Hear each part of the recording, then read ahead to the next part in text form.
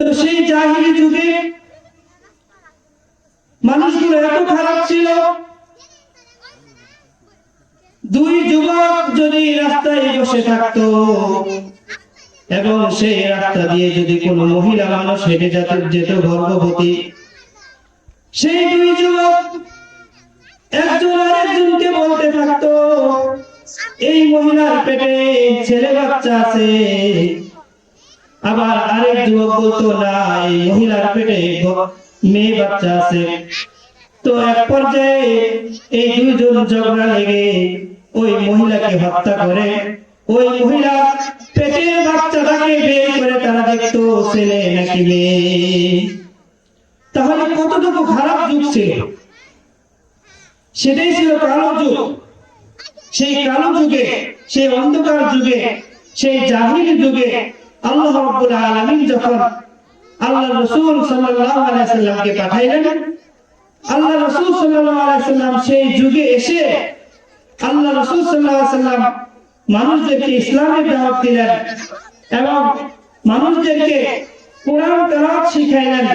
এই কোরআনের বরকতে মানুষগুলোর দিল হয়ে গেছে নূরানি আলোকিত। কোরআনের আলো মানুষের অন্তরের মধ্যে গেল, তখন সেই যুগটাই পরিবর্তন হয়ে সোনালী যুগ হয়ে গেছে। কোরআন আসার পরে কি পরিবর্তন হয়েছে? এক মহিলা রাস্তা দিয়ে হেঁটে যায়, হঠাৎ করে দেখে একটা যুবক তার সামনে পড়ে গেছে। এই যুবককে দেখে মহিলা ভয় পেয়ে গেল, না জানি এই যুবক আমার ইজ্জত নষ্ট করে। কিন্তু একটু কাছে যাওয়ার পর এই যুবক দেখে বলে, মা গো, ও মা, আপনি এখানে কেন আসছেন? আপনি কি আপনার রাস্তা হারায় ফেলেছেন নাকি? আমাকে বলুন, আমি আপনার বাড়িতে পৌঁছে দেই। মহিলা দিয়ে বলে, হে যুবক, আগে জানতে চাই তোমার বাড়ি কি এই দেশে না, নাকি তোমার বাড়ি অন্য কোনো জায়গায়? যুবক ডাক দিয়ে বলে, মা গো, আমার বাড়ি তো এখানেই, কেন জিজ্ঞাসা করেন? মহিলা ডেকে বলে, আরবের যুবকদের চরিত্র তো এত ভালো না, কিন্তু তোমার চরিত্র কিভাবে এত ভালো হইল? তোমার চরিত্র কিভাবে এত সুন্দর হইল? যুবক ডেকে বলে, হে মা, আমি এক সময় আমার চরিত্র খারাপ ছিল, আমি এক সময় এই সমস্ত জিনা করতাম, অন্যায় অপরাধ করতাম। কিন্তু জানেন, আল্লাহ রাসূল সাল্লাল্লাহু আলাইহি ওয়াসাল্লাম আমাকে ইসলামের দাওয়াত দিয়েছেন এবং আমাকে কোরআন শিখাইছেন। এখন আমি দ্বীন গ্রহণ করেছি এবং কোরআন শিখেছি, আর কোরআন আমাকে শিক্ষা দিয়েছে। এই মরুভূমির মাঝখানে কোন মানুষ যদি আমাকে নাও দেখে, তাহলে আল্লাহ আমাকে দেখতেছে। আল্লাহ যদি আমাকে দেখে, তাহলে কিভাবে আমি অন্যায় করতে পারি বলেন তো মা? এই জন্য আল্লাহ যেহেতু আমাকে দেখতেছে, আমি জিনার মতো গুনাহের কাজগুলো ছেড়ে দিয়েছি। কোরআন শুধু আমরা তেলাওয়াত করি, শুধু এটাই নয়, আমরা যখন মৃত্যুবরণ করব, আমাদের রূহ যখন কণ্ঠনালীতে চলে আসবে, আল্লাহ রাসূল সাল্লাল্লাহু আলাইহি ওয়াসাল্লাম বলেন, একজন মানুষের রূহ যখন কণ্ঠনালীতে চলে আসে, তখন তার 5টা ছেলে আছে। একটা ছেলে ইঞ্জিনিয়ার, একটা ছেলে ডাক্তার, একটা ছেলে মাস্টার, এরকম 4টা ছেলে আছে। এই ছেলেগুলো যদি কোনো বইয়ের ইংরেজি কোনো বইয়ের 1 পৃষ্ঠা পড়া তার বাবার জন্য দোয়া করে, তাহলে কোনো কাজে আসবে না। কিন্তু ছোট বাচ্চাটাকে যদি সে কোরআনের শিক্ষা দেয়, সে যদি সহি শুদ্ধভাবে কোরআনের তেলাওয়াত করে, আর বাবা মায়ের মৃত্যুর সময় তার মাথার কাছে গিয়ে তেলাওয়াত করে, ইয়াসিন ওয়াল কুরআনিল হাকীম,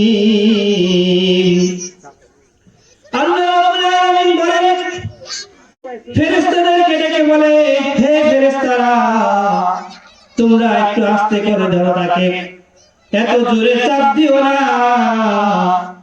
এই মৃত ব্যক্তির সন্তান যেহেতু তার মাথার কাছে গিয়ে সূরা ইয়াসিন তেলাওয়াত করেছে, আমি আহকামুল হাকিমিন, আমি এই ব্যক্তির মৃত্যুর যন্ত্রণা মাফ করে দিয়েছি। তাহলে মৃত্যুর সময় আমার সন্তান যদি আমার মাথার কাছে বসে সূরা ইয়াসিন তেলাওয়াত করে, আল্লাহ তাআলা আমার মৃত্যুর যন্ত্রণাকে মাফ করে দেয়। তাহলে এই কুরআন আমার কতটুকু উপকারে আসলো? শুধু মৃত্যুর সময় কুরআন আমাদের উপকারে আসবে ব্যাপারটা এমন নয়। আল্লাহ রাব্বুল আলামিন বলেন, তোমরা কুরআন যদি মেনে নাও, আমি তোমাদের আসমান জমিনের সমস্ত রিজিকের দরজা তোমাদের জন্য আমি খুলে দেব এবং সমাজের মধ্যে আমি নিরাপত্তা দান করব এবং জিনিসপত্রের দাম আমি কমায় দিব।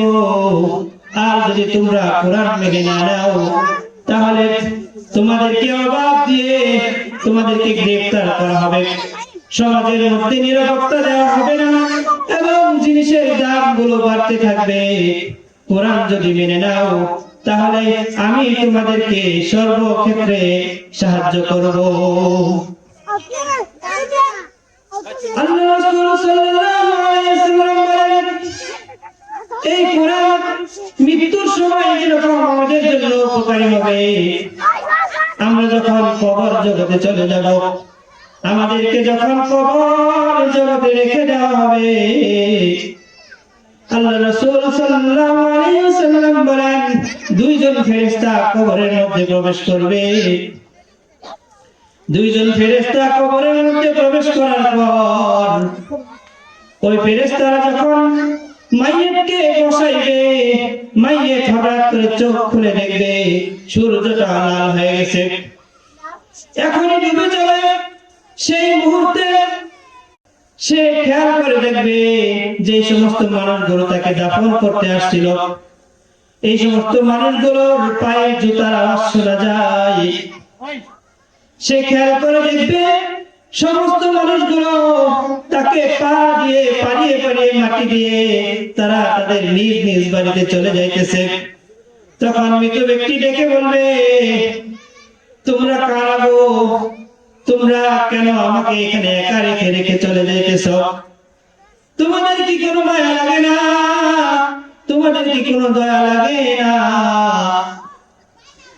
এর সন্তানেরা, তোমরা কিভাবে এত নিষ্ঠুর হয়ে গেলে?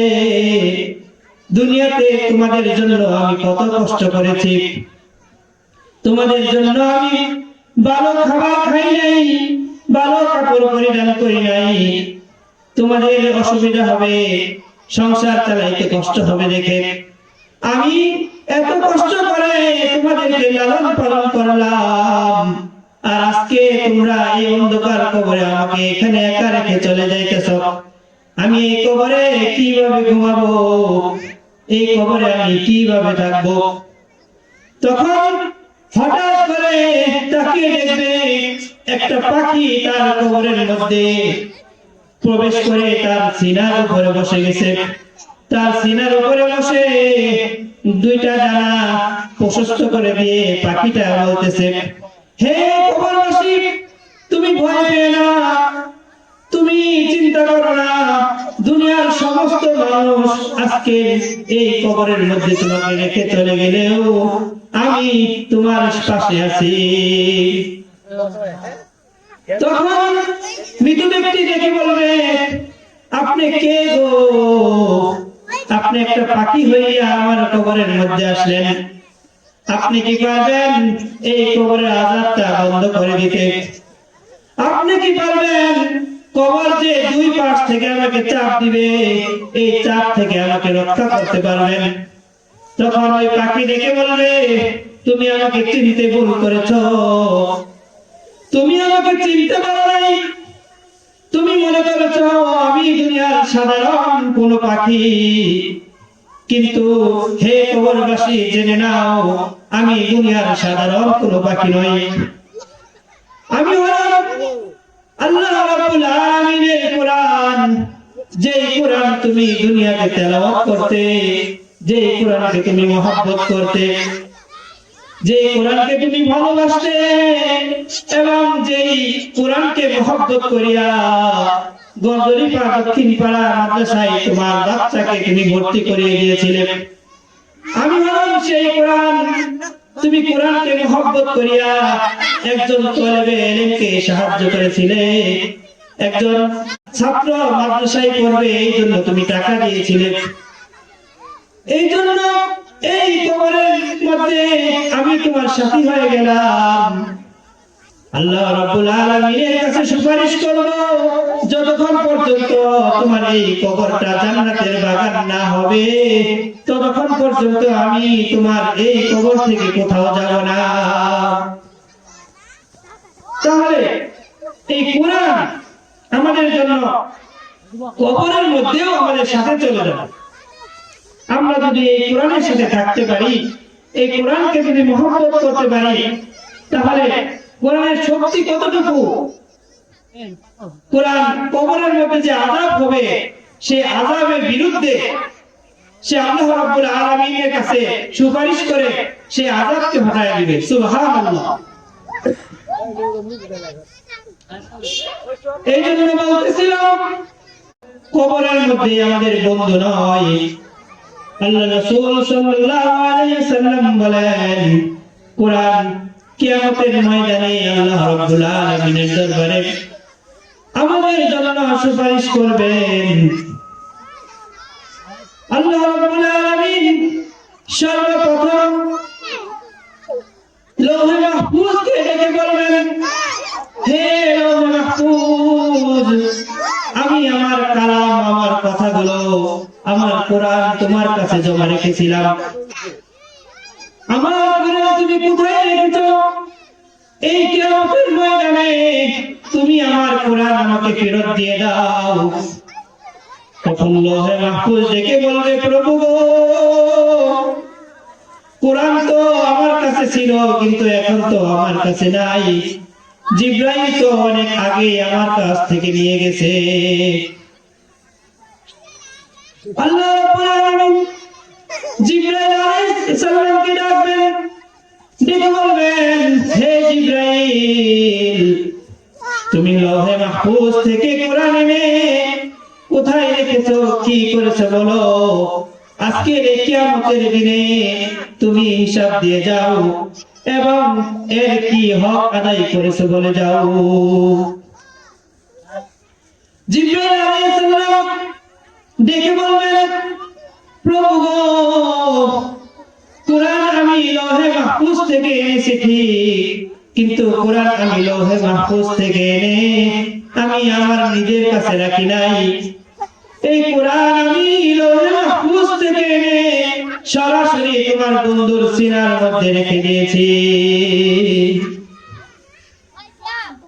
এই কথা শোনার পর আল্লাহ রাব্বুল আলামিন আল্লাহ রাসূল সাল্লাল্লাহু আলাইহি ওয়াসাল্লামকে ডেকে বলবে, ওগো হাবিব আমার, ওগো বন্ধু আমার, জিবরাইল যে আপনার কাছে আপনার সিনার মধ্যে কোরআন রেখেছিল, সেই কোরআন কোথায় রেখেছেন, কি করেছেন বলেন, এবং আজকের কিয়ামতের ময়দানে আমার কোরআন আমাকে ফেরত দিয়ে দেন, এবং এর কি হক আদায় করেছেন বলেন।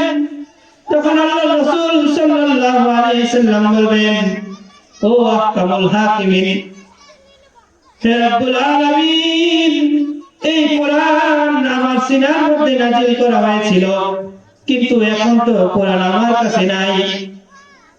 আমি তো দুনিয়া থেকে আগেই চলে এসেছি, আমার উম্মতকে আমি দুনিয়াতে রেখে এসেছিলাম।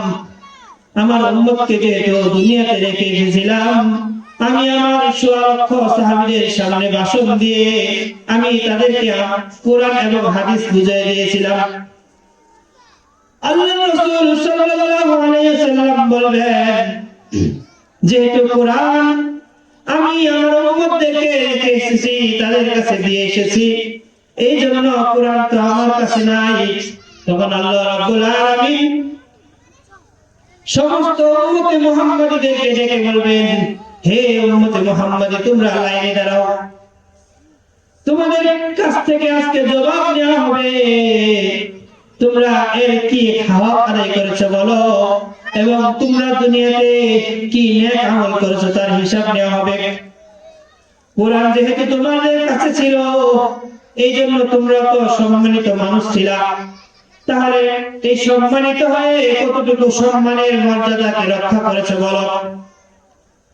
তখন এই অবস্থা দেখে আল্লাহ রাসূল সাল্লাল্লাহু আলাইহি ওয়াসাল্লাম আল্লাহ রাব্বুল আলামিনকে ডেকে বলবেন, ওগো আহকামুল হাকিমিন, আমার উম্মতদেরকে জিজ্ঞাসা করার আগে আমাকে একটু সময় দেন। আল্লাহ তাআলা ডেকে বলবেন, কি করবেন সময় নিয়ে? আল্লাহ রাসূল সাল্লাল্লাহু আলাইহি ওয়াসাল্লাম বলবেন, আমি আদম আলাইহিস সালামের কাছে যাব। আল্লাহ তাআলা বলবেন, আপনাকে সময় দেওয়া হলো। তখন আল্লাহ রাসূল সাল্লাল্লাহু আলাইহি ওয়াসাল্লাম হযরত আদম আলাইহিস সালামের কাছে গিয়ে আদম আলাইহিস সালামকে বলবেন, ওগো আবুল বাশার বাবা আদম, ওই যে দেখেন আমার উম্মতদেরকে লাইনে দাঁড় করানো হয়েছে, তাদের কাছে আজকে হিসাব নেওয়া হবে। চলুন যাই, আপনি আর আমি গিয়ে আল্লাহর কাছে গিয়ে সুপারিশ করি। আল্লাহ যেন তাদের হিসাবটা একটু সহজ করে দেয় এবং তাদেরকে যেন সহজেই মাফ করে দেয়, না হলে তো আমার উম্মত ধরা খেয়ে যাবে।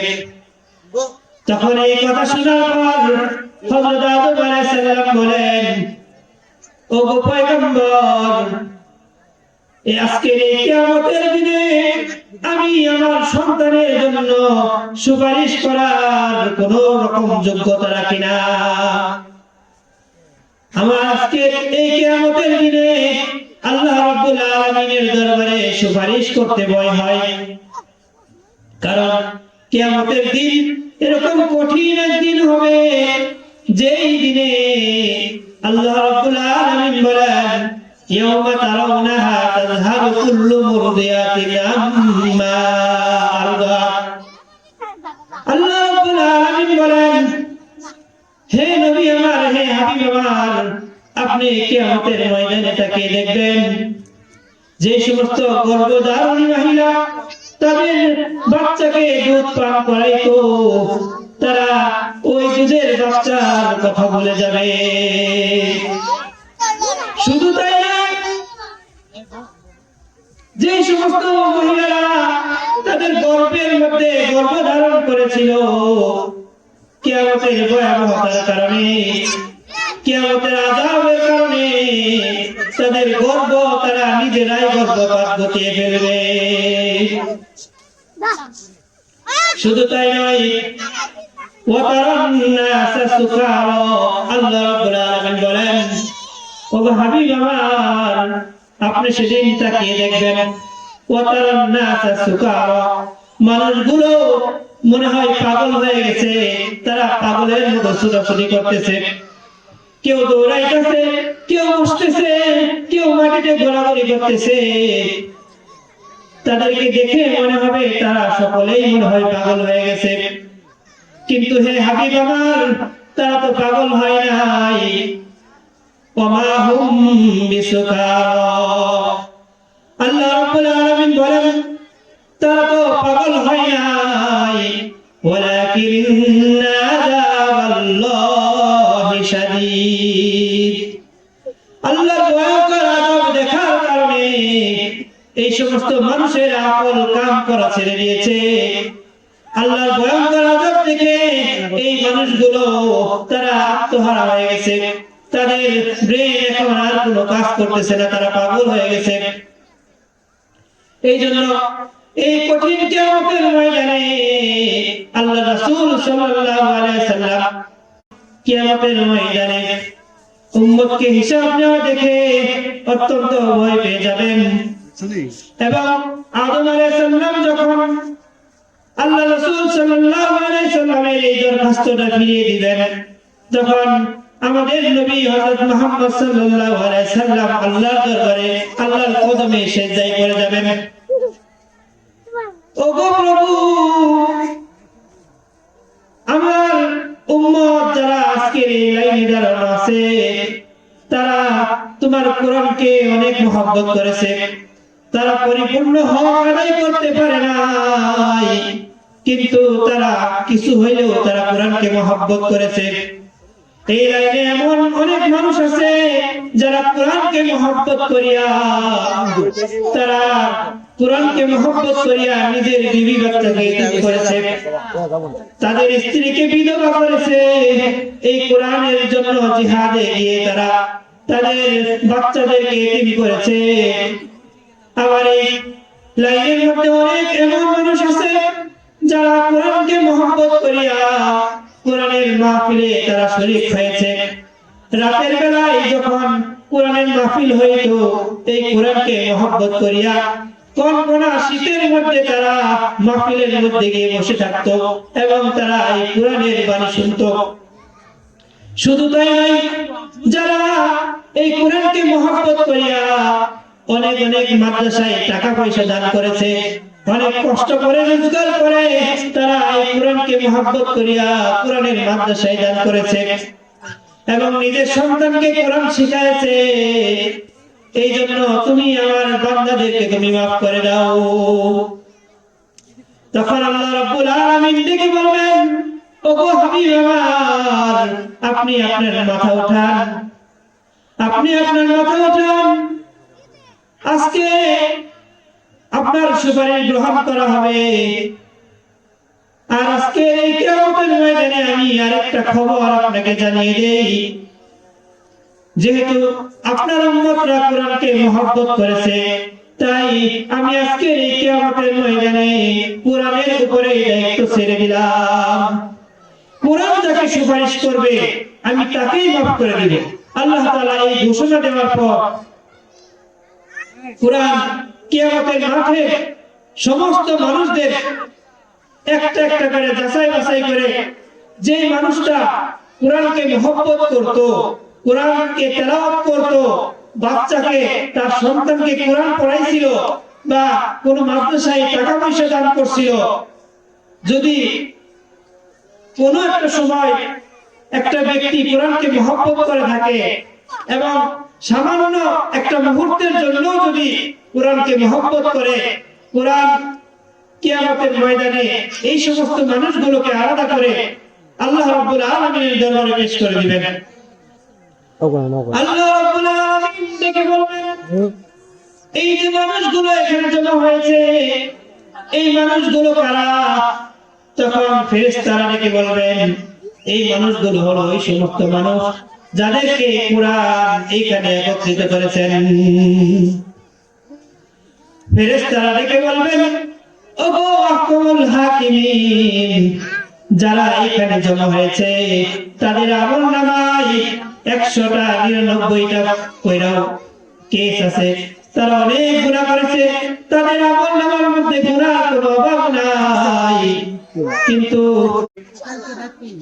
তখন কোরআন ডেকে বলবে, ওগো আহকামুল হাকিমিন, আজকের এই কিয়ামতের ময়দানে যেহেতু আপনি আমাকে দায়িত্ব দিয়েছেন সুপারিশ করার জন্য, আর আমি এই আপনার এই সমস্ত বান্দাগুলোকে সুপারিশ করলাম, আপনি যদি আমার সুপারিশ না মানেন তাহলে আজকে এই কিয়ামতের ময়দানে আমাকে অস্বীকার করতে হবে।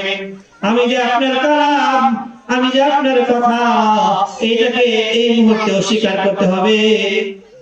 আর যদি আপনি অস্বীকার না করেন তাহলে আমি কোরআন যাদেরকে সুপারিশ করেছি তাদেরকে আল্লাহ আপনি মাফ করে দিতে হবে। তখন আল্লাহ রাব্বুল আলামিন ডেকে বলবেন, হে কোরআন, আমি আহকামুল হাকিমিন, তুমি তো আমার কালাম, আর আজকে কিয়ামতের ময়দানে কিভাবে আমি অস্বীকার করব তুমি যে আমার কালাম? তো সুতরাং আমি আজকে তোমাকে অস্বীকার করতে পারবো না,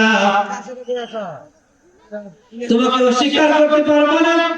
এবং হে কোরআন, তুমি শুনে রাখো, তুমি যাদের ব্যাপারে সুপারিশ করেছো আমি আমার ওই সমস্ত বান্দাদেরকে মাফ করে দিলাম। সুবহানাল্লাহ।